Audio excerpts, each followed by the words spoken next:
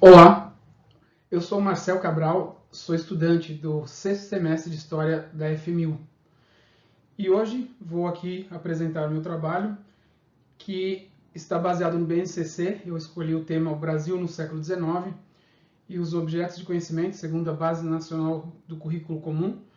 É o primeiro reinado, com o detalhamento do período regencial e as contestações ao poder central, o Brasil do segundo reinado, com sua política e economia. Então, vamos começar. Bom, logo após a independência do Brasil, em 1822, nós temos essa ruptura com Portugal, só que o novo governo que se instala, né, com o Dom Pedro I, o que acontece? Existem focos de resistência portuguesa em várias províncias do Brasil. Uma das principais províncias onde havia resistência é da Bahia. Aqui na esquerda nós temos esse quadro, né, de Antônio Parreiras, onde a gente vê esse processo onde nós temos lutas ainda, né? Existem lutas ainda de tropas ainda portuguesas com a população local. E aqui a gente vê uma rebelião aí onde os brasileiros, no caso, né, as pessoas da província da Bahia, estão lutando ainda com as tropas portuguesas, né? Dom Pedro, o que ele precisa fazer nesse momento para conseguir continuar lutando, né, contra essas tropas portuguesas? Ele reestrutura as milícias internas, contrata militares europeus e continua batalhando, né, com esses focos de resistência que ainda existiam. Por exemplo, na Bahia, continua até 1823. A Cisplatina, que é o território que hoje nós conhecemos por Uruguai, nós tínhamos que a população local ela queria uma separação também. Ela já não estava aceitando se reportar ao Rio de Janeiro, e eles continuam uma luta por independência até 1828, portanto 6 anos ainda depois da declaração de independência. Bom, como nós temos, o Brasil é um estado novo, né? Nós temos um novo país começando, você tem a necessidade de montar um estado, na verdade, né? Então, assim, Dom Pedro I centraliza o poder no Rio de Janeiro, né, que era a capital, e isso descontenta as outras províncias que também tinham já atividades econômicas, tinham seus políticos, e eles não acham muito interessante essa centralização total no Rio de Janeiro. Eles defendem maior autonomia, naturalmente, eles querem ser mais autônomos em relação ao governo central, e eles também querem até uma constituição, né, uma nova constituição, onde você possa ter os estados independentes em relação a esse poder central. Nós temos a reunião de uma constituinte, né, uma Assembleia em 1823, que ela vai na direção da postura liberal mais moderada, né, com uma monarquia constitucional. Bom, o Dom Pedro I tem uma figura muito importante que eu assessorava, né, que é o José Bonifácio, e começam a haver divergências, né, entre Dom Pedro I e esses defensores do liberalismo moderado. Então, esse grupo liberal ele é contra, né, o poder absoluto que Dom Pedro, o imperador, tinha, né, que ele poderia invalidar, bloquear as leis que fossem aprovadas pelo poder legislativo. Então, leis que fossem aprovadas, mesmo em consenso pela Assembleia, Dom Pedro, o imperador, tinha o poder de vetá-las. José Bonifácio é afastado em 1823. Na verdade, nesse momento, ele já tinha críticas tanto do Dom Pedro quanto das alas mais radicais, não contentes com a sua política, e ocorre a dissolução da Assembleia em 1823. Bom, Dom Pedro, numa atitude assim mais autoritária, realmente, ele publica a primeira Constituição do Brasil em 1824, e é o que a gente chama de Constituição outorgada, né, porque ela foi decretada sem uma maior discussão. Obviamente já não tinha nenhuma menção aos escravos, né? Estava basicamente garantindo direitos individuais, previa deveres, mas tudo isso estava restrito à população branca e mestiça livre. A definição do modelo de governo era como monarquia hereditária, com transmissão sucessória através de hereditariedade, e constitucional. E um ponto crucial, né, que sempre foi um dos pilares aí do governo também, o catolicismo como religião oficial, e as eleições seriam indiretas. Então não haveria participação nenhuma do povo na eleição de um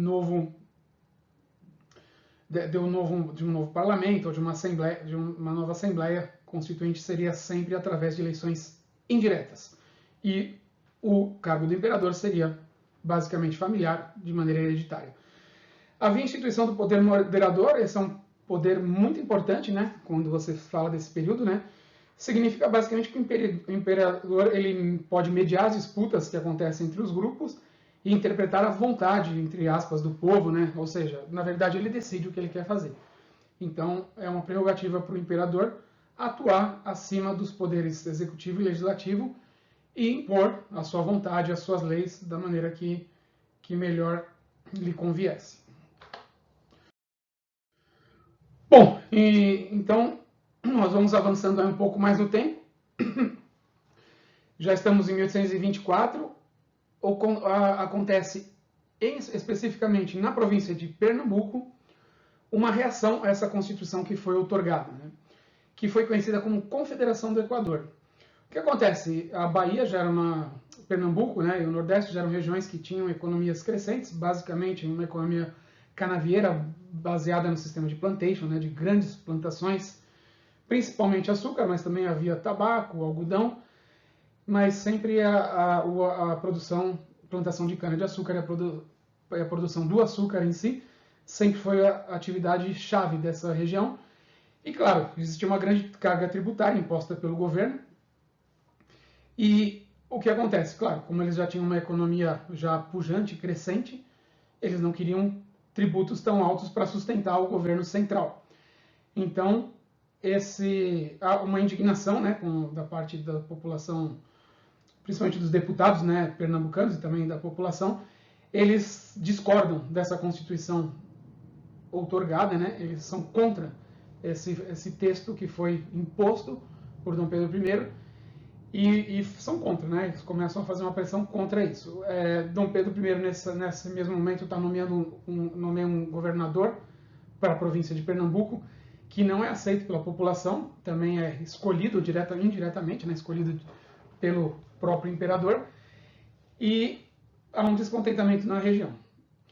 Bom, os deputados lá de Pernambuco formam uma junta governativa e conclamam as províncias do norte e do nordeste, ou seja, regiões norte e nordeste do Brasil, a se rebelar. Então, não vamos mais aceitar o poder central, não concordamos com a Constituição outorgada, não concordamos com o poder central do imperador. Ceará, Rio Grande do Norte, Paraíba são alguns dos estados que aderem a esse movimento e buscam uma autonomia da região. Bom, o que já era esperado, né? Dom Pedro reage violentamente a essa confederação do Equador e manda as tropas do Rio de Janeiro, as tropas centrais, para fazer a debelação dessa revolta, né? No caso, são uma série de prisões e a morte do principal líder, o Frei Caneca, que nós vemos nesse quadro também de Antônio Parreiras, Estudo para Frei Caneca, representando o julgamento e a condenação à morte do Frei Caneca, uma figura muito importante aí da história brasileira também. Bom, em relação à política externa, o que acontece? Você tem um Estado relativamente novo, né, claro, bastante novo se formando, que é o Brasil, e essa independência tem que ser reconhecida, né, por outros países. As potências europeias que estavam muito unidas, né, num absolutismo, né, num tipo de poder centralizado também, com monarquias, não queriam reconhecer essa independência. O primeiro país a reconhecer é os Estados Unidos, em 1824, um país também que já tinha se independentizado da Inglaterra, no caso. E, claro, eles tinham interesse, como uma nação jovem também, crescente, né, produzindo uma série de coisas que poderiam ter um potencial de exportação, tinham interesse em disputar os mercados dos recém-independentes países da América, como era o caso do Brasil. Nesse momento, nós temos a conhecida doutrina Monroe. Monroe era um dos presidentes dos Estados Unidos, que na prática, eles queriam colocar essas nações jovens que estavam conquistando sua independência sob a órbita do capitalismo dos Estados Unidos, que vinha crescendo, né, e tomando força.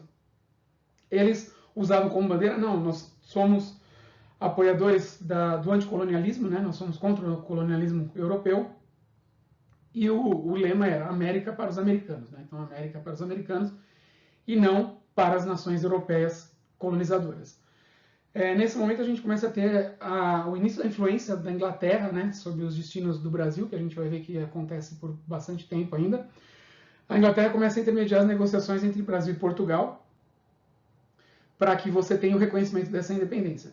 Na verdade, da mesma forma como os Estados Unidos, também era interesse econômico. A Inglaterra tinha interesse que o Brasil tivesse a independência para conseguir também um novo mercado consumidor. Eles tinham já um modelo já capitalista ascendente, né? Já tinham produções de tecidos, por exemplo, produções de máquinas, eles já estavam num crescer nessa direção, e eles pressionam basicamente Portugal a reconhecer a independência. Portugal tinha uma relação também importante já com a Inglaterra, né? Desde quando você tem Dom João vindo para cá, sob a escolta e proteção das armadas inglesas, né? O que acontece? Portugal aceita, fala assim, ok, não tem mais jeito, vamos reconhecer realmente a independência do Brasil, mas nós queremos 2 milhões de libras.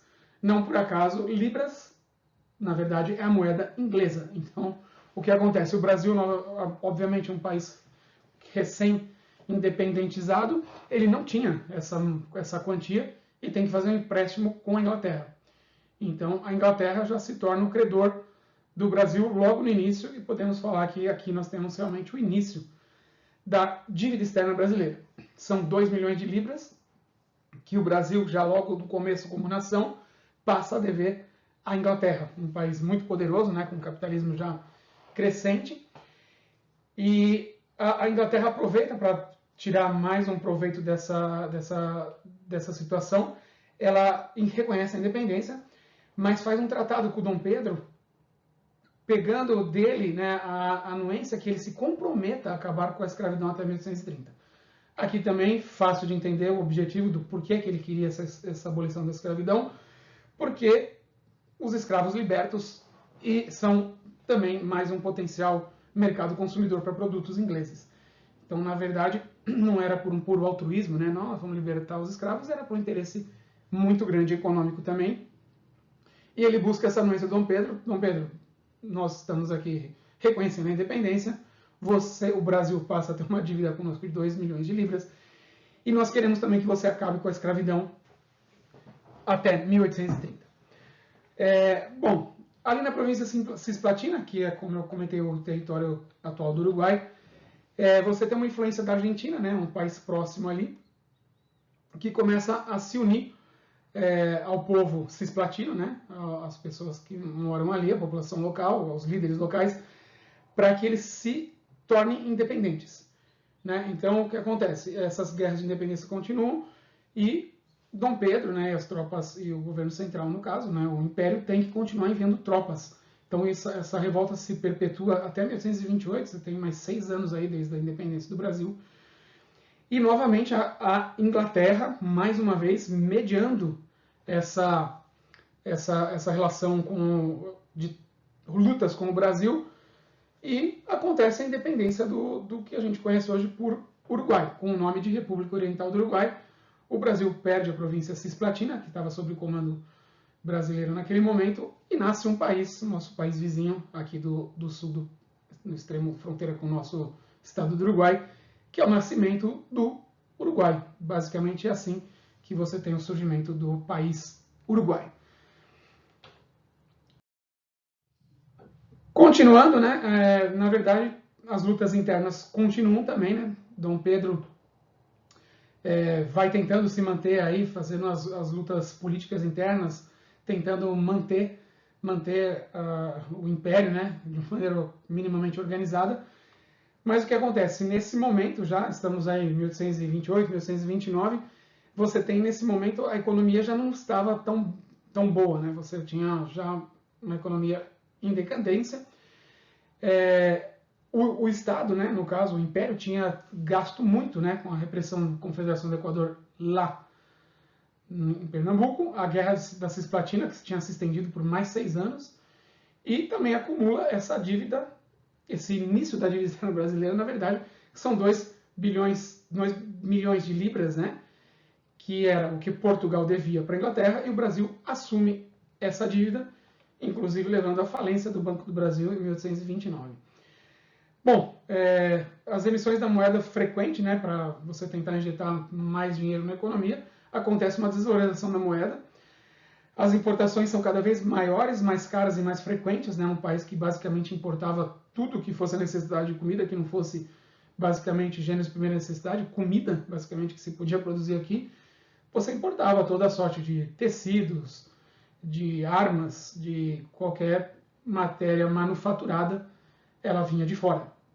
Até porque não existia nenhuma indústria local, pelo contrário, também era proibido você ter qualquer forma de indústria local. As elites econômicas, claro, principalmente essa elite econômica que queria já um pouco mais de liberdade, né, eles eram contra essa postura absolutista centralizadora de Dom Pedro I. E o que acontece? Vamos lembrar que a gente teve a Revolução Francesa, ali em 1789, né, algumas décadas atrás, que deixaram seus ideais liberais muito fortes, né? De que o Estado absolutista não é o melhor modelo, que o Estado absolutista, num regime monárquico, ele na verdade, ele acaba explorando, né, as pessoas, a economia também, principalmente os grupos econômicos. Aqui no caso não é o povo, né, que está se indignando nesse momento, são simplesmente as elites brasileiras, produtoras aí de gêneros agrícolas, e que exportavam isso daí, exportavam essa produção local. Nesse momento, o que acontece? Nós temos a morte de Dom João VI, lá em Portugal, em 1826, e naturalmente Dom Pedro entra na linha sucessória por ser o filho, o homem do Dom João. E também o que acontece? A elite local brasileira, né, os grandes agricultores, os grandes fazendeiros, os senhores de engenho, os senhores de fazenda, eles têm medo, né, que uma possível volta de Dom Pedro para Portugal possa causar uma chamada recolonização do Brasil, ou seja, teria a possibilidade do Brasil voltar a ser uma colônia de Portugal. Esse era o medo que a elite brasileira tinha. Na verdade, apesar de ter tido a independência, né, sempre existiram os comerciantes portugueses dominando, né, o comércio local no Brasil. Ali no Rio de Janeiro, né, você tinha portugueses no Rio de Janeiro, na região de São Luís, todas as grandes capitais, né, Recife, mas principalmente Rio de Janeiro. Os portugueses comerciantes tinham muita força e eram muito ligados a Dom Pedro I, até por uma questão de nacionalidade, né. A imprensa inicia uma oposição intensa, né? A imprensa começa a ter um lugar na história, né? Aqui temos uma passagem muito famosa, né? Que Líbero Badaró, né? Outra figura muito conhecida da história brasileira aí, e ele tinha um jornal Observador Constitucional que fazia oposição intensa à monarquia. Claro, já era um jornal, uma imprensa, né? De cunho liberal, e ele aparece morto, obviamente, claro, pelas suas críticas ao governo. O que acontece? A cúpula dessas províncias, as suas elites agrárias, são contra, né, essa morte, né, e repudiam. Né. O grupo de opositores ao regime se proclamam como nós somos o Partido Brasileiro, em oposição aos partidários e que são protegidos pelo Dom Pedro I, podemos falar assim, né, principalmente os comerciantes portugueses, eles são o Partido Português. E a partir de 1830, né, os opositores, né, no caso esse que é o Partido Brasileiro, se autodenomina o Partido Liberal. Muito bem, Dom Pedro, numa viagem para Minas Gerais, nesse momento, né, que você já tinha uma tensão crescente, né, você tem já essa oposição crescente se constituindo de uma forma mais organizada, ele está voltando de Minas Gerais e chega no Rio de Janeiro, a capital do país, e o que está acontecendo? Tem uma briga deflagrada e aberta entre brasileiros e portugueses. Né? Os portugueses falam, não, vamos fazer uma manifestação de apoio ao Dom Pedro, que ele está voltando, né, da província, e os opositores, no caso, os brasileiros, impedem a manifestação, e existe uma briga, né, na verdade uma luta na rua. Os portugueses sobem nos edifícios, né, ali nos prédios locais, e atiram garrafas, começam a atirar garrafas sobre a multidão, machucando as pessoas, tudo. E essa é uma passagem também muito importante da história brasileira, conhecida como Noite das Garrafadas, literalmente por essas garrafas estarem sendo atiradas pelos portugueses nos brasileiros, na população local, na capital, Rio de Janeiro. Muito bem, em 1831, Dom Pedro nomeia um ministério liberal. Então, assim, ele tem um cunho mais liberal, tentando retomar o apoio das elites brasileiras, que buscavam um pouco mais de autonomia. Porém, o que acontece? Já em abril, essa tentativa não vai adiante e ele coloca o Ministério dos Marqueses, né? Como o próprio nome já diz, o Ministério dos Marqueses são basicamente a elite agrária brasileira apoiadora do imperador. Né? Nesse momento, mais manifestações de rua, milhares de manifestantes saem para tomando a cidade do Rio de Janeiro, exigem a volta do Ministério Liberal, claro que capitaneado pela elite brasileira, né, pelos políticos.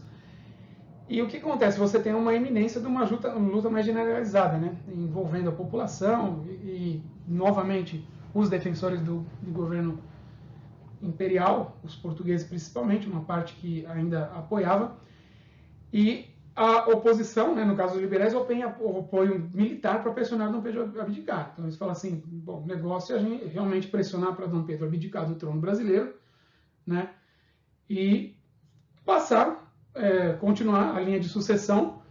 E o que acontece? Né? Em abril de 1631, Dom Pedro abdica realmente, sob essa alta pressão, né, dos políticos da elite brasileira, ele abdica, não há uma condição mais de ele continuar governando o país, a favor do seu filho. Na verdade, o seu filho, nós temos aqui, né, nesse quadro de Aurélio de Figueiredo, a abdicação de Dom Pedro I, temos ali o Dom Pedro II sentado ali, sendo cuidado ali, tá com a mãe, né, com as suas, na verdade, as cuidadoras, né, do Império, mas o que acontece? Ele vai ser alçado, né, ele vai receber a continuação como o trono brasileiro, no caso, só que ele é uma criança, né, de apenas 5 anos. Bom, na verdade, como a gente pode perceber, isso nada mais foi do que um espaço aberto, né, para as elites darem início, né, a uma configuração do seu modelo de Estado, consolidando a independência, né, realmente aí com um imperador de 5 anos de idade, as elites assumindo, na verdade, o comando, porque elas que vão, na verdade, estar em volta do príncipe que tem apenas 5 anos, né, que ainda vai se tornar um imperador, e esse é o fato, né, as elites assumem, de fato, o poder. Bom, aí nós temos o período chamado período da regência, né, o período regencial, na transição entre a fase de infância de Dom Pedro II até ele conseguir realmente assumir, de fato, o poder. Muito bem, logo no início dessa regência nós temos grupos que começam a brigar novamente politicamente, temos os exaltados, os moderados. Os moderados eram advindos daquela fração política que nós já comentamos, que era o Partido Liberal de Oposição a Dom Pedro, e os restauradores. Bom, quem que eram os exaltados? Como o próprio nome já diz, eles estavam exaltados, né? Eles estavam descontentes, eles eram um setor que pretendia destruir imediatamente as medidas que fortaleciam o poder imperial. Não queriam a formação do Conselho de Estado, não queriam a vitalicidade do Senado, ou seja, os senadores eram colocados de maneira vitalícia até a morte, e queriam também dissolver a Câmara e o fim do poder moderador. Basicamente, que era o poder que a gente já tinha discutido, que o imperador tinha o poder de veto, né? Tanto ações legislativas quanto executivas, mas principalmente de novas leis, né, que fossem discutidas, e o imperador falava assim, essa eu aprovo, essa eu não aprovo, o poder moderador ele tinha um poder de decisão. Existe o grupo dos moderados, que acreditam também que o poder deveria ser realizado também pela elite brasileira. Também são proprietários de terra, escravistas, né, que querem gerenciar seus próprios interesses, mas não querem a influência, né, do poder central, do imperador. Eles querem ter essa liberdade, mas são, como o nome já diz, também um pouco mais brandos, mais moderados do que os exaltados que exigiam mudanças maiores. E, finalmente, os representantes, os restauradores, né, eles queriam, na verdade, restaurar a monarquia. Eles queriam a volta de Dom Pedro I, eles queriam que voltasse tudo como era antes, né, Dom Pedro I sendo o imperador do Brasil. Só que o que acontece, na verdade, o Dom Pedro I acaba falecendo em Lisboa em 1834, né, poucos anos depois de ele ter saído daqui. E o que acontece? Na verdade, os restauradores vão se aproximando dos moderados, ou seja, também eles têm um interesse político ali. Como Dom Pedro não vai voltar mais mesmo, então assim eles vão se aproximando lá do centro, vamos falar assim, dos moderados. Os restauradores, na verdade, eram um setor a ser politicamente isolado, né? E acontece isso que a gente está comentando desse acordo, né? Os moderados e os exaltados acabam se aliando para formar um governo que você isolasse os restauradores, que naquele momento eram, assim, vamos falar assim, politicamente, a pior coisa que podia acontecer, uma tentativa de restauração da monarquia via Dom Pedro, o que acaba não acontecendo, até pela própria morte dele.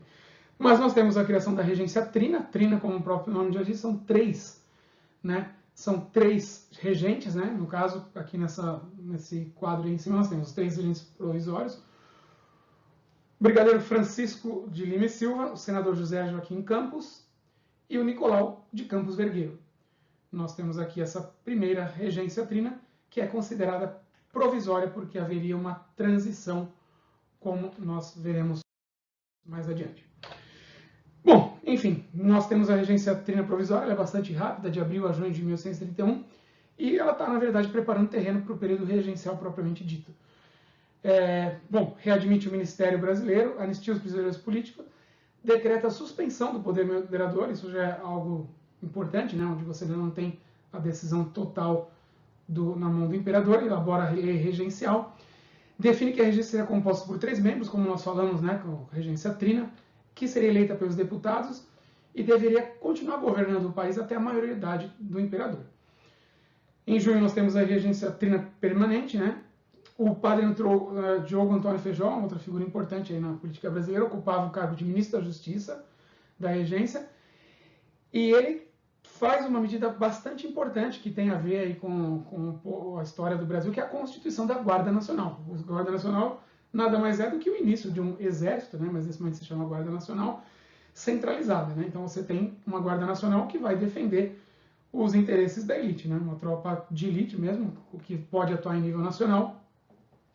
E basicamente de onde que vem o comando? Dos grandes fazendeiros. Né? Os grandes fazendeiros que querem manter a ordem interna. Você pode fazer uma leitura mais rápida aqui. Basicamente você quer conter qualquer forma de rebelião popular ou rebelião por parte de escravos que ameace esse tipo de elite econômica, né? No caso agrária, escravista, né? De senhores de engenho, senhores de fazenda. A economia brasileira é totalmente girando a partir disso, né? De fazendas, de produção agrícola. Bom, o que acontece? O Feijó ele fica 2 anos, né? 3 anos, 35 a 37, e em nome dos moderados ele se indispõe com a Câmara e renuncia em 1837. Mas durante esse período nós vemos algumas coisas muito importantes acontecendo no Brasil, né? Você já tem importantes rebeliões, né? Que algumas dessas principais, vamos citar aqui, né? A Revolta dos Malês, na Bahia, em 1835, a Cabanagem no Pará, 35 a 40, e a Farroupilha, que dura 10 anos, né? Lá no Rio Grande do Sul, 1835 a 45, que acaba se expandindo também para Santa Catarina, mas são rebeliões, né? Então você já começa a ter revoltas, né? Dentro desse sistema montado totalmente agrícola, né? E voltado ao sistema de plantation, né? De plantação com o uso de mão de obra escrava para exportação dos produtos. Você tem a Revolta dos Malês, vamos falar um pouquinho sobre ela, 1835, muito importante, né, na historiografia brasileira. Ela tem um teor religioso, porque o que acontece? Os escravos que vinham para o Brasil vinham de diferentes regiões da África, né? No caso específico dos malês, eles vinham de uma região mais ao norte da África, né? E eles já vinham com uma religião, né? Eles eram muçulmanos, né? Como você tem lá a expansão árabe no norte da África, pegando uma grande extensão da África, e vinham escravos também da parte norte da África, e vieram legiões muito grandes de muçulmanos, né? Que eram também chamados aqui de malês. E na verdade o que acontece? Eles fazem uma rebelião, o tipo de rebelião que é a mais temida, né? Por um senhor de engenho, por um fazendeiro, um aristocrata agrário, que são os escravos se rebelarem. Né? E o que acontece? Eles fazem uma organização relativamente boa, porque eles já liam esses escravos, ao contrário de praticamente quase toda a população brasileira, né? Todo o povo brasileiro também, a maioria dos escravos, não sabia escrever. eles já escreviam em árabe. Então eles fizeram uma transmissão uma organização dessa rebelião com materiais escritos, né? Através de livros, em amuletos eles passavam mensagens, anotações em papéis. E claro, as autoridades brasileiras não entendiam o que eles estavam falando, né? O que acaba acontecendo é que os planos foram vazados, né? Com alguma delação, você tem alguém dentro do sistema, você consegue, é difícil identificar, mas o governo acaba sabendo. E as tropas imperiais, a Guarda Nacional, massacram, na verdade, a rebelião, bane uma série de revoltosos, prende e mata os principais revolucionários, né? A revolta dos malês, até por ser uma primeira revolta assim, organizada, né, partindo dos escravizados, é um dos símbolos muito fortes da luta dos africanos por liberdade no Brasil. Então você já tem em 1835 algo desse tipo acontecendo.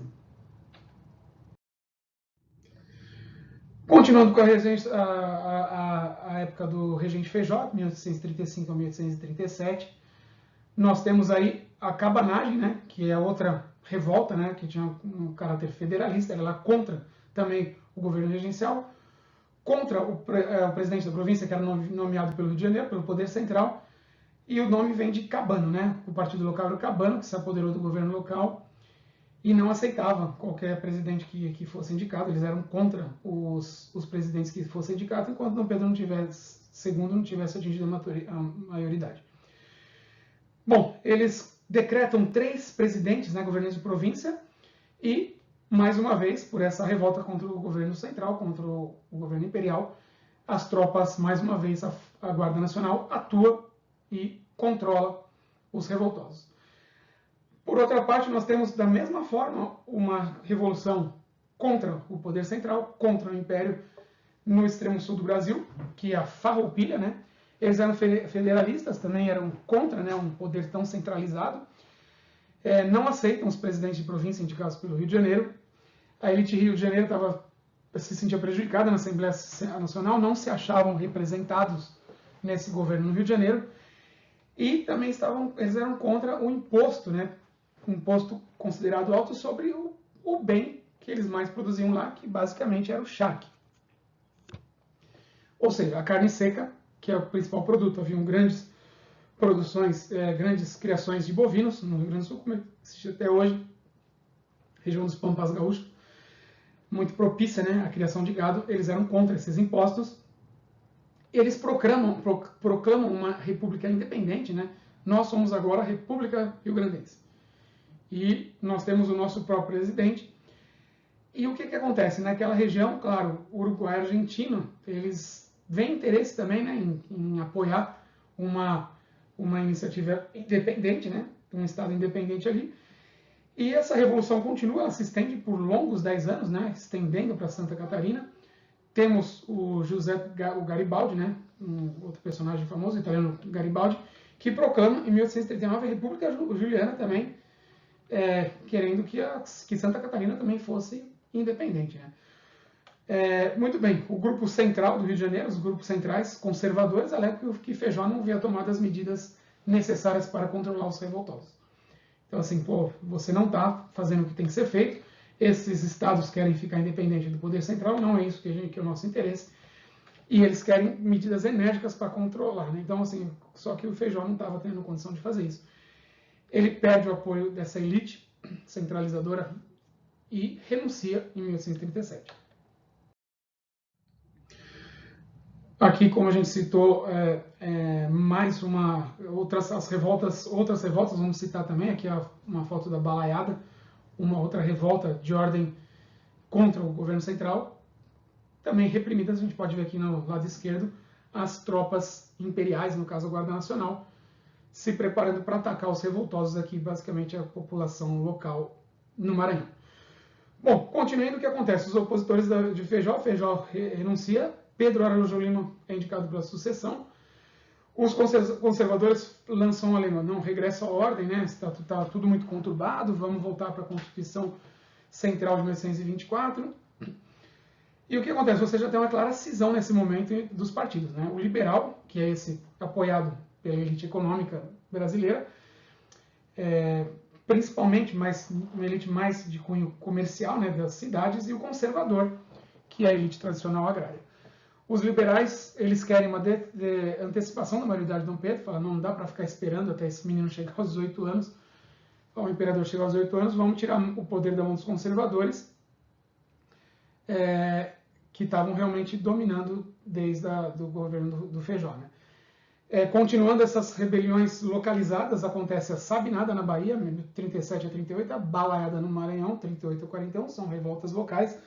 A Sabinada, na Bahia, claramente influenciada pela Revolução Farroupilha, né, com o líder Bento Gonçalves, porque aqui tem uma passagem interessante, né, o Bento Gonçalves, que era um dos líderes do movimento, foi preso numa cadeia na Bahia e acabou conseguindo falar com muitas pessoas, conseguiu apoio de militares que haviam participado da luta da independência do Brasil, que são afeitos ao seu ideal mais liberal. E nós temos aí chama Sabinada porque é o médico Sabino Rocha, né? Esse doutor Sabino aí, ele expulsa o presidente e proclama uma república baiense. Isso é a pior coisa que pode acontecer quando você tem um poder central no Rio de Janeiro, que são estados, né, ou regiões, províncias querendo, ainda serão chamadas de províncias, não estados ainda, querendo uma independência em relação a esse comando imperial. Os baianos só aceitariam se integrar ao Império quando Dom Pedro atingisse a maioridade. Falou, enquanto ele não é maior, nós não vamos submeter a esses regentes e vamos trabalhar aqui, levar nossa vida por fora, né, da nossa independente. Obviamente, mais uma vez, o poder central do Rio de Janeiro manda as tropas à Guarda Nacional, como a gente pode ver nessa ilustração em cima, para acabar com essa rebelião, que acaba da mesma forma que todas as outras. Né? Os líderes são condenados à prisão, à morte. O que acontece que no Maranhão, aí nós temos também, em paralelo a essa revolta na Bahia, também no Maranhão, a chamada Balaiada, né? Que acontece quando os liberais... existe essa contínua disputa, né, entre os liberais e os conservadores, enfraquece o governo local. O Francisco Ferreira, que é o conhecido na população como Balaio, consegue reunir milhares de apoiadores entre a população local, entre as elites locais, contra o governo central, e exige também uma melhoria da condição de vida da população. Né? E aí você já tem, mais uma vez, o tema abolição da escravidão sendo, mais uma vez, colocado em pauta, mas também foram derrotados.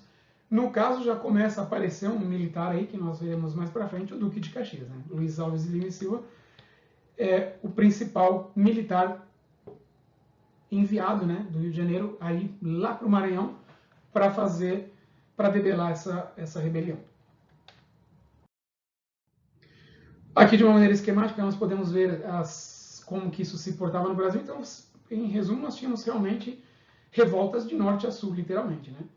Cabanagem ali na região do Pará, a Balaiada na região do Maranhão, a revolta dos Malês e a Sabinada, duas revoltas na Bahia, né, que é onde antes do Rio de Janeiro havia sido a capital do Brasil, e a região de Santa Catarina e Rio Grande do Sul com a Revolução Farroupilha, que foi a mais longa, foram 10 anos de lutas intensas até debelar essa rebelião.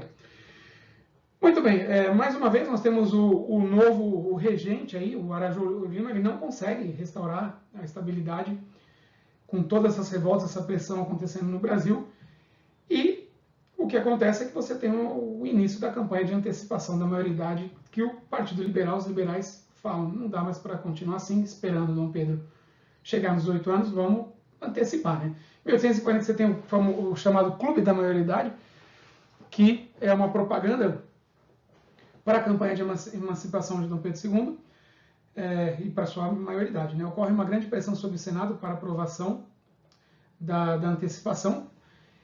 E o que acontece? Na verdade, olha que interessante isso. Né? A campanha liberal quer o retorno da monarquia e também é aprovada pelos próprios conservadores. Né? Na verdade, o que acontece? Aqui eu cito aqui, né? Acima das diferenças dos partidos, eles eram defensores da aristocracia. Então, assim, quando a própria área conservadora vê que realmente está difícil você segurar essa aspiração dos liberais, que é antecipar a maioridade de Dom Pedro II e dar continuidade, eles se unem, né, em torno de um pró-comum, que é o que acontece. Né? A aristocracia brasileira, agrária, escravista, continua ditando as normas e as cartas no Brasil. Né? Enfim, com toda essa pressão, esse contexto político, em julho de 1840, Dom Pedro II, no momento com 15 anos incompletos, é coroado como imperador e nós temos o início do segundo reinado. Aqui no quadro de Debré, a aclamação de Dom Pedro II, Dom Pedro ali em cima na varanda, sendo aclamado com menos de 15 anos de idade como o novo imperador do Brasil. Nós temos aqui um período muito importante, uma questão importantíssima nesse momento, que tem a ver com as questões raciais. Isso é um tema muito discutido, muito importante, né, na historiografia também da sociedade brasileira. O Brasil teve o regime de escravidão de 1500, desde que o Brasil começa, né, desde que você tem no século XVI os primeiros escravos chegando ao Brasil, até 1888. Então é uma escravatura, uma das maiores do mundo, talvez a maior do mundo. São 388 anos praticamente de escravidão. E no período regencial você começa a ter algumas discussões sobre isso, né? Então, assim, a legislação escravista colonial era clara, né? Você tem a soberania, o patriarcalismo, né? O senhor de engenho, o senhor, ele é dono de toda a propriedade e dono também dos escravos, né? Que eles são considerados mercadorias que fazem parte, né? Então, eles fazem parte dessa propriedade. Os senhores, eles eram os juízes supremos dessas fazendas, os senhores de engenho. O Estado não interferia na esfera dos domínios senhoriais. Então, isso dá para você imaginar o grau de abusos que existiam, né? Perseguições aos negros, claro, trabalhos forçados, enfim, eram escravos e eles atuavam da maneira como bem entendesse dentro desse domínio. A legislação constitucional era clara, omissa, né, a existência da escravidão. Omissa, na verdade, ela era a favor, né? Quem se omite, na verdade, apoia. Então, ela apoia.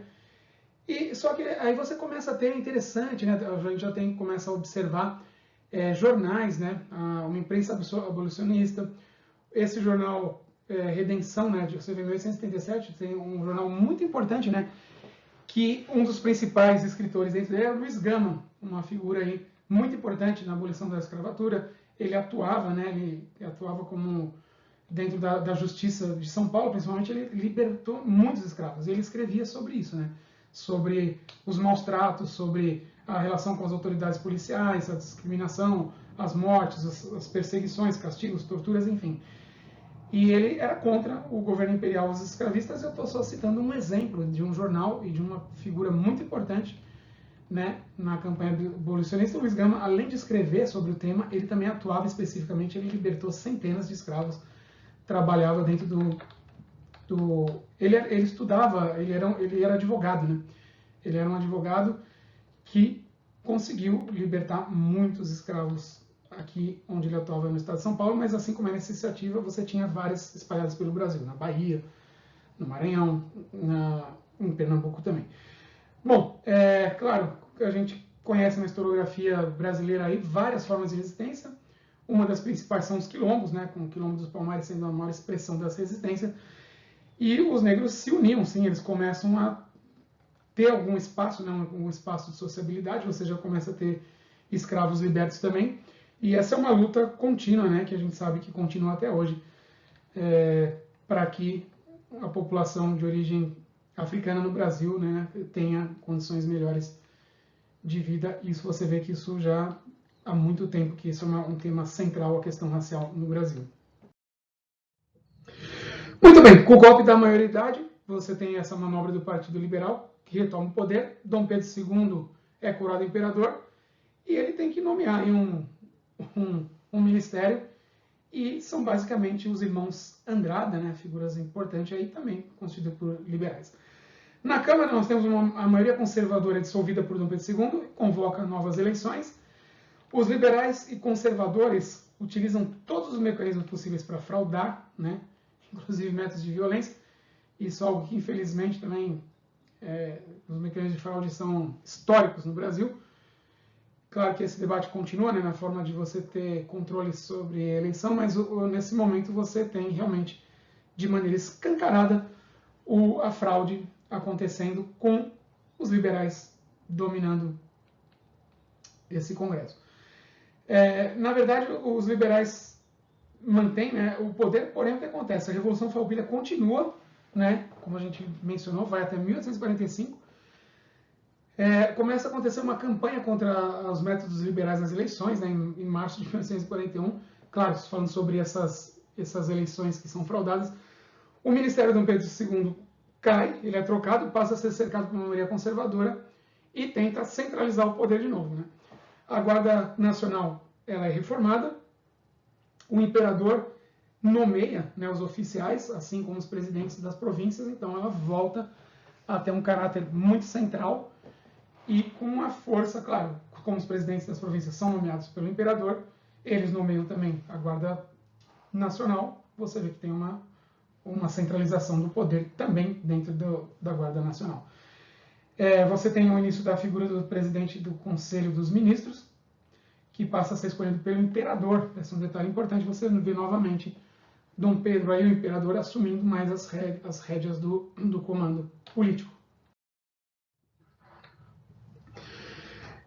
Enfim, você continua tendo revoluções, né, de âmbitos locais.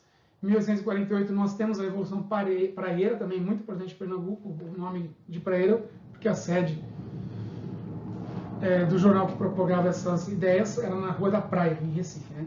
1848, como a gente vê na historiografia, um momento muito importante da história, onde você tem uma onda revolucionária que acontece também na Europa, na América Latina, que basicamente tem os ideais liberais, nacionalistas e até com propostas já de socialismo utópico, né, onde o povo vem a ter o poder também. Em 1849, esses líderes da Revolução Praieira apresentam esse manifesto, chamado Manifesto ao Mundo, que apresenta um programa com propostas já bastante revolucionárias, vamos falar assim, né? Voto livre universal para todas as camadas, não como era até o momento, apenas homens livres, brancos, proprietários de terra votavam. Buscam também uma liberdade de imprensa, garantia de trabalho como fonte de sobrevivência digna, abolição da escravidão, e aparece aqui realmente agora, de maneira muito clara, proclamação da República, né? O fim do modelo imperial, né? Monárquico, aristocrático, dinástico de poder para uma república. E mais uma vez a rebelião é esmagada pelas tropas imperiais, no caso o Guarda Nacional e seus líderes mortos. Bom, em relação à política externa, o Brasil procura assegurar uma hegemonia na América do Sul. Nós continuamos tendo as questões ali, principalmente na fronteira com o Uruguai e a Argentina, né? E o Brasil começa a ter um pouco de independência em relação à pressão inglesa, porque o café já vinha de uma maneira bastante ascendente, né? Você tinha a produção do café já gerando recursos, né? E a gente tem em 1844 uma lei tributária, né, tarifária, chamada Alves Branco, que leva as importações, as alíquotas de importações pelos produtos ingleses que entrem no país, ou seja, o Brasil tentando tomar as rédeas aí, deixando a Inglaterra com um pouco mais de dificuldade de atuar aqui. A Inglaterra continua a sua cruzada, né, contra a escravidão, mais uma vez buscando, sem dúvida, buscando mais mercado para os seus produtos. Proclama a lei Bill Aberdeen, né, que decreta o fim do tráfico negreiro e dava o direito aos navios ingleses a presarem os navios que transportassem escravos. Em 1850, ainda sob pressão inglesa, o Brasil publica a Lei Eusébio de Queiroz, que acaba com o tráfico negreiro no Brasil. Na verdade, daí vem a expressão muito interessante para inglês ver, né? Isso não acontece, né? O tráfico negreiro continua, assim, sob as vistas do governo, e naturalmente continua acontecendo, né? A gente vê que a abolição da escravidão vai acontecer apenas 38 anos depois disso.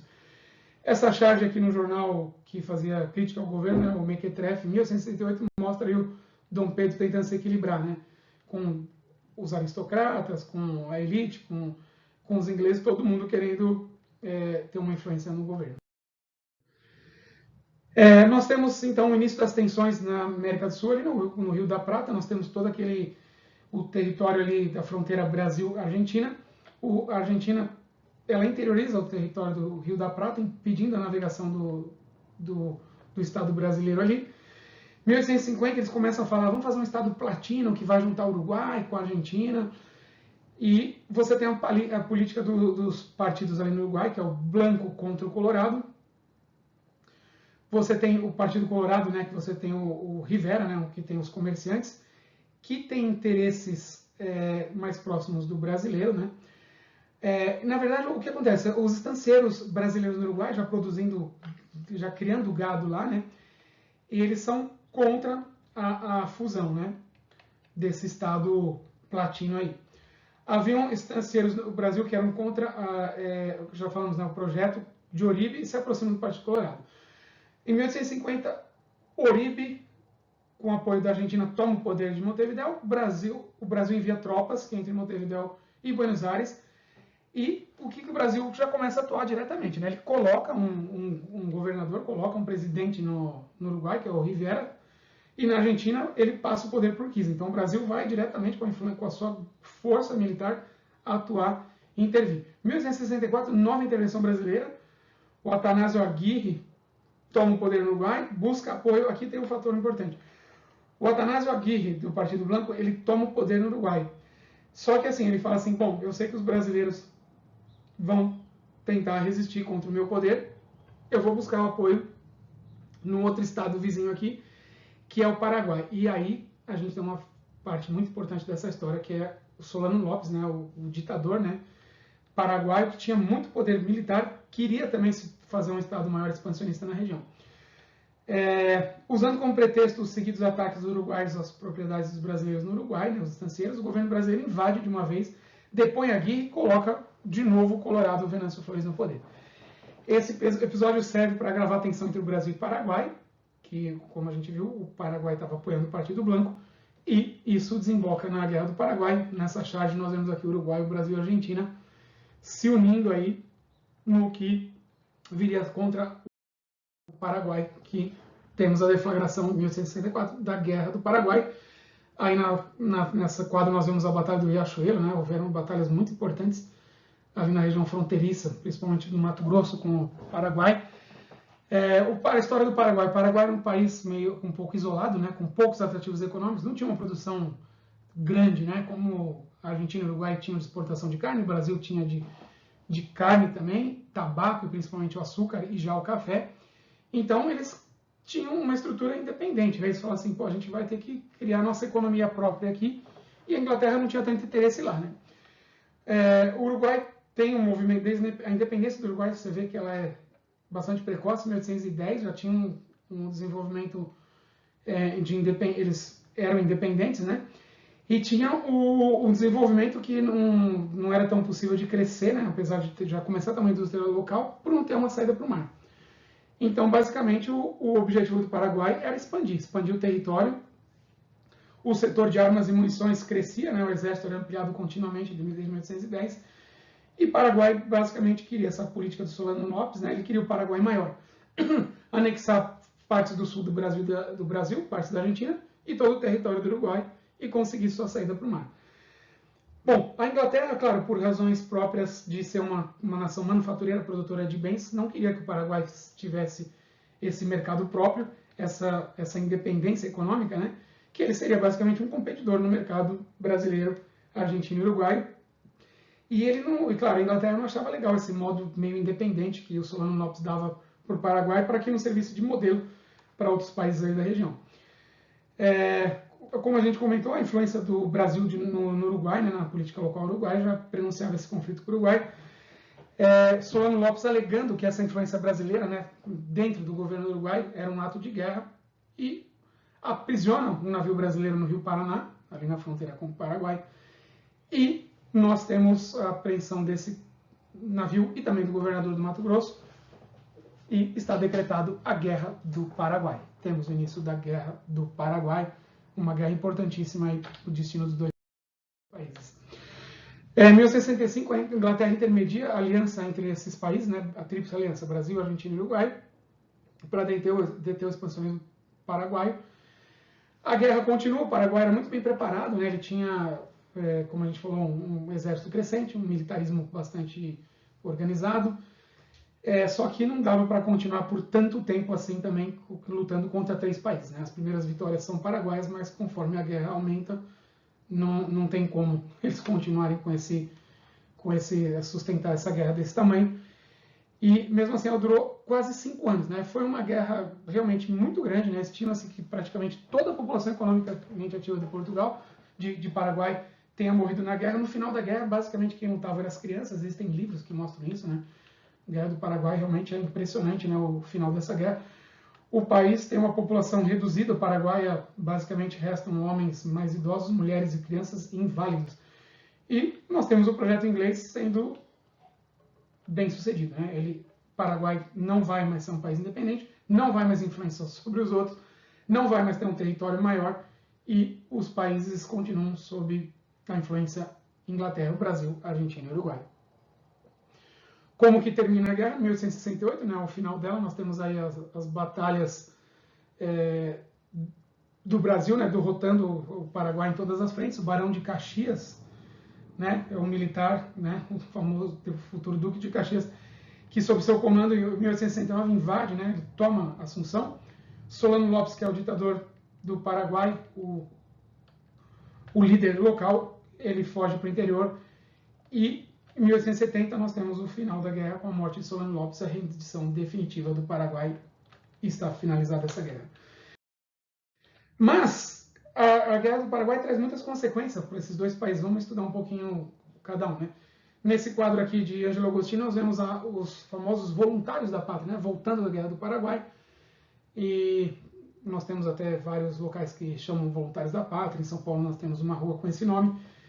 E é a volta triunfal dos brasileiros combatentes no Paraguai que derrotaram o país.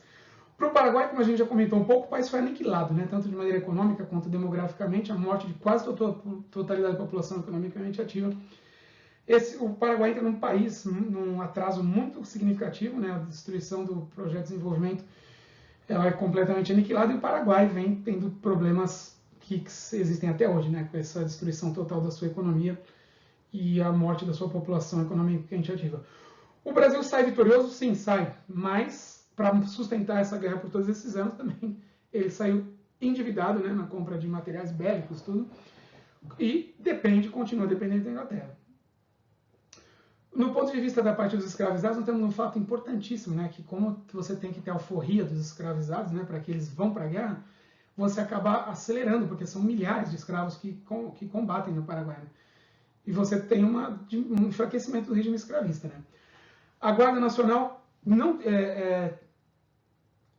na verdade, ela não tinha, né, uma estrutura, ela tinha uma estrutura não insuficiente para sustentar uma guerra desse porte, e tinha uma formação de um exército nacional, na verdade, que então acaba sendo fortalecido, né, o setor do exército brasileiro.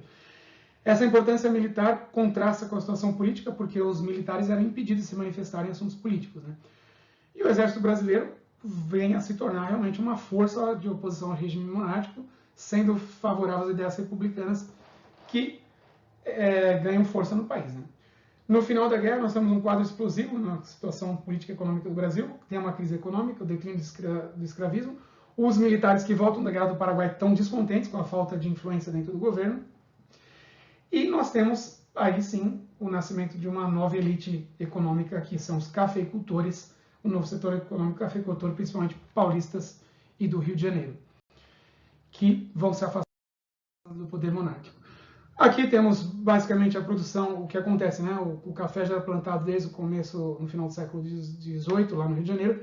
Essa produção se expande pelo Vale do Paraíba, né? Aí no interior de São Paulo, no Rio de Janeiro, no Vale do Paraíba.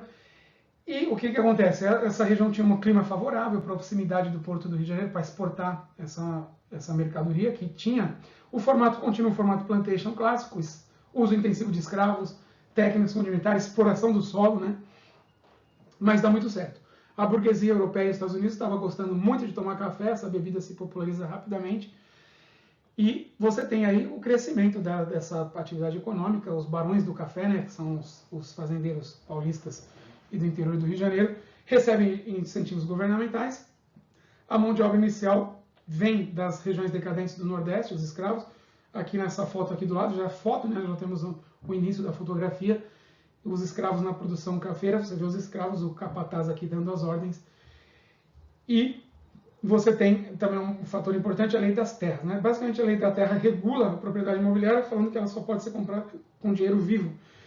Basicamente, isso impede que escravos libertos que fossem, ou qualquer parte da população que não fosse elite, compre terras mantém o monopólio do acesso à terra. A atividade cafeira ela se expande, né, na direção aí do interior do Rio de Janeiro, ela vai indo para, vamos voltar aqui rapidamente, não, ela vai passando do interior do Rio de Janeiro para o interior do Vale do Paraíba, até a região oeste paulista, que é a fase mais posterior dessa economia.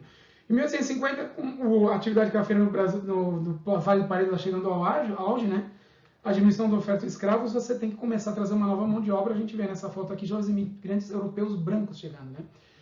Em paralelo, nós temos em 1850 a Guarda Nacional centralizada, temos o primeiro Código Comercial, que define os tipos de companhia que pode ser permitido no Brasil, visando extinguir a atividade do tráfico negreiro. O que acontece? Você tem um início em outros setores, você precisa escoar esse café, né? Você começa a ter a inauguração de estradas de ferro, a primeira é ali em 1854, de Guanabara até Petrópolis. Em 1855 temos o início da construção da Central do Brasil. O café sai da região de Campinas, né, vai indo na região do Campinas e para o oeste paulista, né, na região da Terra Roxa. Uma curiosidade, roxa vem, a terra na verdade não era roxa, era vermelha, né? Só que os italianos falavam, essa terra é vermelha, rossa, né? Rossa, em italiano. O plantio do Vale do Paraíba entra em decadência, o oeste paulista é a região que cresce, né? Nós vamos crescendo ali na região de Marília, São José do Rio Preto, Ribeirão Preto, indo na direção do oeste paulista, novas terras disponíveis, novas técnicas e muita mão de obra, principalmente italiana, sendo imigrada da Europa para o interior do estado de São Paulo. Basicamente, a nova burguesia cafeira, a elite local, é dos cafeicultores do oeste paulista, que também começam a acumular muito capital e ter o desenvolvimento do estado de São Paulo e da cidade de São Paulo como um todo. Um capítulo importante são as imigrações europeias, né? Nós temos realmente, com o crescimento da lavoura cafeira, nós temos que ter mais mão de obra, e com o declínio da mão de obra escrava, né? As dificuldades de ter a importação, o tráfego vai sendo cada vez mais bloqueado, os imigrantes europeus chegam. Aqui apenas como curiosidade, os primeiros imigrantes alemães aí chegando no interior de São Paulo, né? Na fazenda do Nicolau Vergueiro, ele traz alemães e suíços, né? E o que acontece é muito curioso essa parte, essa tentativa aí na fazenda do Vergueiro, do Nicolau Vergueiro, termina em revolta dos alemães e dos suíços que se rebelam com a condição. A próxima grande leva realmente forte é dos italianos, né? Muitos de nós aqui em São Paulo somos inclusive descendentes de italianos devido a essa migração. Só como exemplo, no ano de 1888, que é o ano da abolição da escravatura, São Paulo recebeu 90 mil imigrantes, 80 mil eram italianos, né? Então a influência italiana no estado de São Paulo é muito grande. Como a gente vem falando, tem o início da industrialização, né? O início é complexo porque tinha um alvará de proibição industrial. Desde 1785 era proibido, né, abrir qualquer forma de indústria no Brasil. E os tratados de 1810 abriram o mercado para produto estrangeiro, o que dá uma força muito grande para produtores internacionais não locais. Não tem uma mão de obra livre, né, urbana, para que possa fazer as compras dos produtos, então isso é um pouco incipiente esse começo, né? Mas nós temos algumas lacunas na indústria têxtil, né? Você tem necessidade de ter roupas, por exemplo. E nesse momento aparece o Barão de Mauá, que ele começa a associar ao governo, ao império, para ter as construções, né, de estradas, de estradas de ferro. Ainda temos, né, claro, a influência inglesa, aí um exemplo, a estrada de ferro famosa Santos Jundiaí, que fazia o escoamento do café que vinha do interior pelo Porto de Santos. O nome era inglês, era a companhia inglesa, ainda São Paulo Railway, e aqui uma foto aí da época de 1876, mostrando essa estrada na Serra do Mar, aqui de São Paulo. Bom, esse estímulo da modernização leva a uma nova correlação de forças políticas, que são esses novos empresários que se chocam com a estrutura monárquica central. Fator-chave da época também, a campanha abolicionista e o fim da escravidão. Aqui uma foto, um desenho, né? Uma pintura de Debré, que ele pintava muito bem, né, o aspecto da escravidão no Brasil. Muito brutal essa cena, né? O funcionário público aí com a sua família e os escravos indo passear. A pressão anti-escravista continua aumentando desde o Paraguai, desde a Guerra do Paraguai, que a campanha abolicionista vai se articulando com a propaganda republicana. Isso é muito interessante, porque você tem o movimento abolicionista junto com a propaganda republicana. Em 1871, temos a publicação da Lei do Ventre Livre, torna os filhos livres de mães escravizadas. Não era tão simples assim, né? Porque ele continuava ele era com o proprietário da mulher até os 8 anos de idade, aí ele decidia se ele ia receber uma indenização ou se ele continuava com esse menino, com esse filho como escravo até 20 anos de idade, né? Esse menino ou menina. A aristocracia do Centro-Sul passa a ver a monarquia como frágil durante as pressões absolutistas, né? Ela considera inadmissível a intromissão na propriedade sobre os escravos. Então você vê que a aristocracia começa a não reconhecer realmente o poder da monarquia central em manter os seus interesses e começa a ficar contra também. Aqui a gente tem a aristocracia que a gente chama de Centro-Sul, principalmente essa aristocracia das fazendas, já no caso de café, né? E também as do Rio Grande do Sul que plantavam e produziam gado. As novas leis acabam continuando, né, para que desemboca no final da proclamação da assinatura da Lei Áurea, né, mas, enfim, 1885 declara livre os escravos com mais de 60 anos, outra lei também de pouquíssimo efeito, porque dificilmente, pelas condições que o escravo vivia, chegava a 60 anos de idade. As fugas de escravos continuam, né, os quilombos, e eles se aproveitam da estrutura do exército, que a essa altura, na verdade, também está contra a monarquia. O exército já não está tão a favor assim da monarquia, está buscando seus direitos também.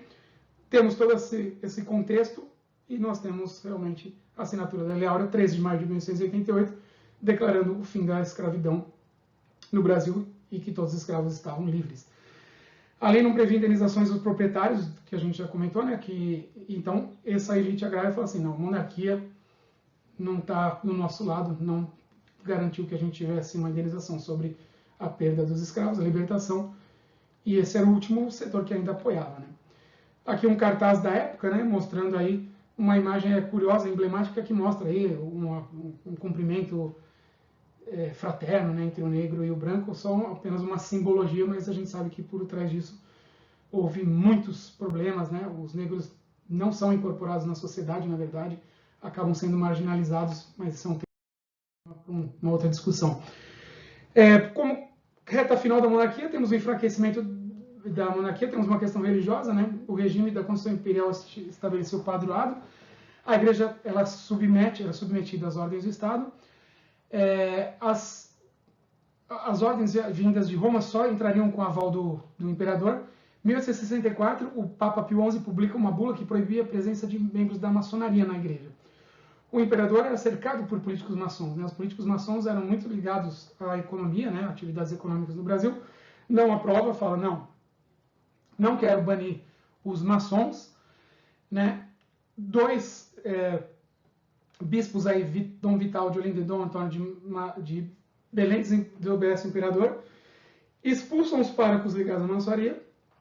Dom Pedro processa os bispos e condena à prisão, né? Os bispos são anistiados, porém está abalada a relação da igreja com o Estado, né? A igreja passa a apoiar uma ideia de qualquer regime que pregasse que a igreja fosse independente do Estado, né? No caso, nesse momento, era o projeto republicano.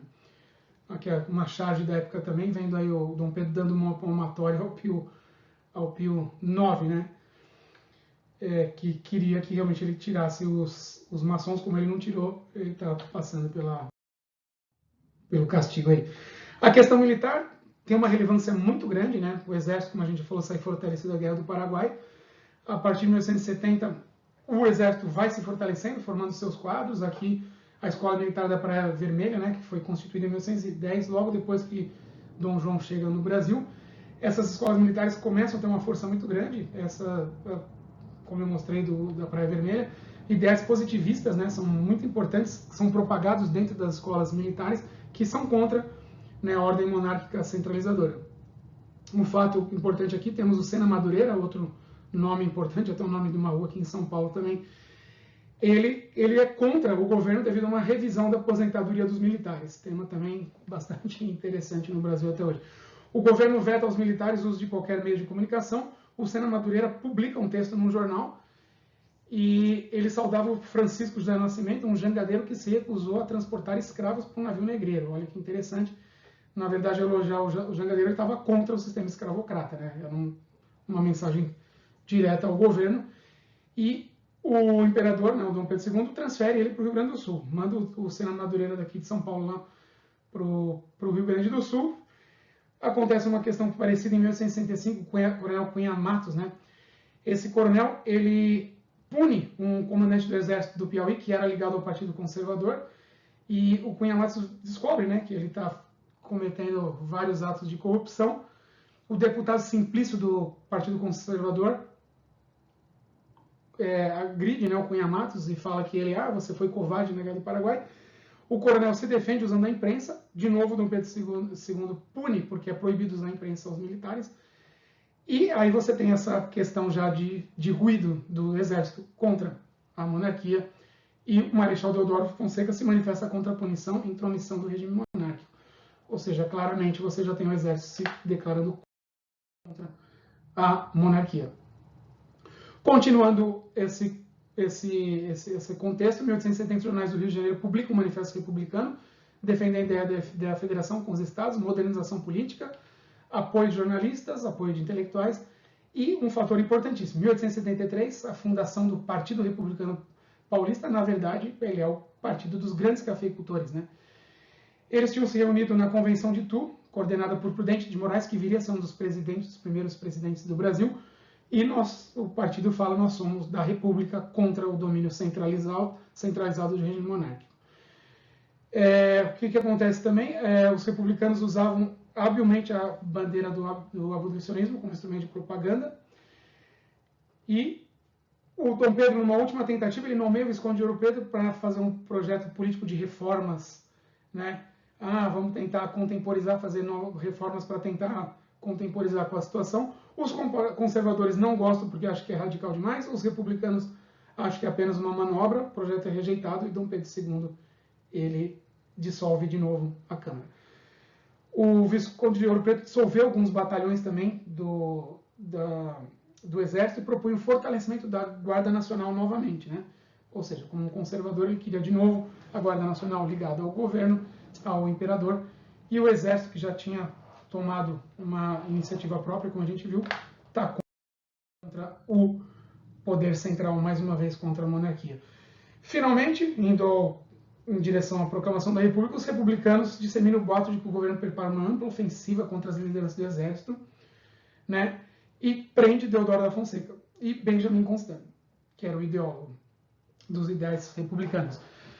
14 de novembro de 1889, temos as rebeliões nas guarnições do Exército do Rio, as tropas avançam para o centro da cidade, e finalmente esse ato culmina com 15 de novembro de 1889. O Marechal, né, o Deodoro da Fonseca, proclama a República e está extinta a monarquia no Brasil. No dia seguinte, a família imperial é intimada a sair do país, ela tem que se exilar. E o que a gente pode concluir é que, na verdade, a queda da monarquia não é apenas o golpe, né? Não foi simplesmente que Deodoro da Fonseca proclamou a República. Isso é um contexto todo, como a gente veio mostrando. Você tem o enfraquecimento das instituições, ou os pilares, né, que dão sustentáculo à monarquia. Vimos aí dois deles, né? A questão religiosa, a questão do exército, também a elite agrária, principalmente representada pelos cafeicultores. Você tem um enfraquecimento de todos esses pilares da monarquia e ela realmente vem a ter o seu final isolada, né, como a gente comenta aqui, termina com essa rebelião e temos o início da Primeira República. Bom, gostaria de agradecer a atenção. Essa foi a minha participação com o projeto de estágio e apresentação da aula sobre o primeiro reinado. Muito obrigado a todos.